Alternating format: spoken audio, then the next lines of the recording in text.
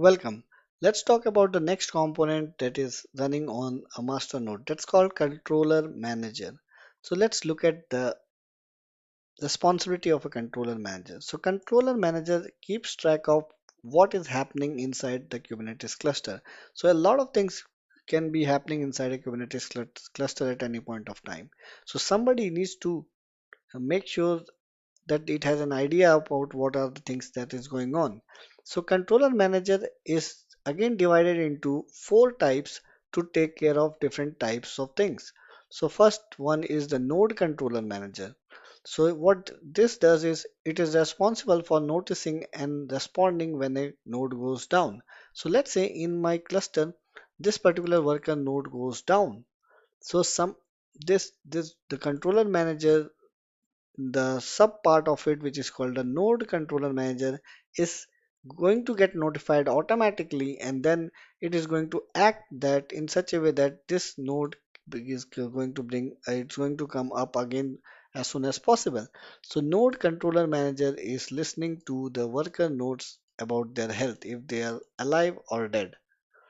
So that's what we now know about node controller, responsible for noticing and responding when a node goes down. Replication controller. This type of controller manager, which is replication controller manager, makes sure that the minimum number of defined pods or replicas are running in a cluster at any point in time. What does it mean? So there is a certain number of pods that should be always running in our cluster. So who is going to make sure that it is happening?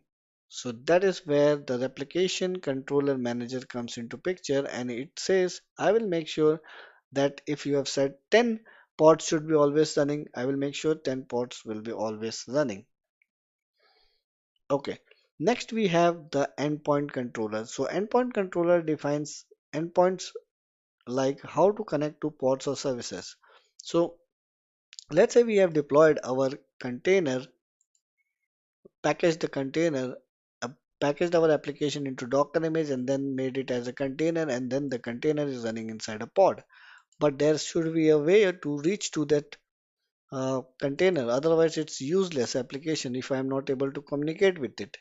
Let's say this application wants to talk to this one, so there should be a way. So how can that be possible? That is possible with the help of endpoints. And who is making sure that the endpoints is made available? This endpoint controller, which is part of the controller manager, is going to make sure that it defines endpoints for the pods or services, and then using those endpoints, we can connect to that particular pod. Next controller type is service account and token controller. This is responsible for creating API token for a new namespace.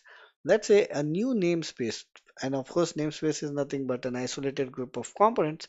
So if a new namespace is created, so for that particular new namespace, whatever token that we need, API token we need, that is the responsibility of service account and token controller to create that token for that particular new namespace.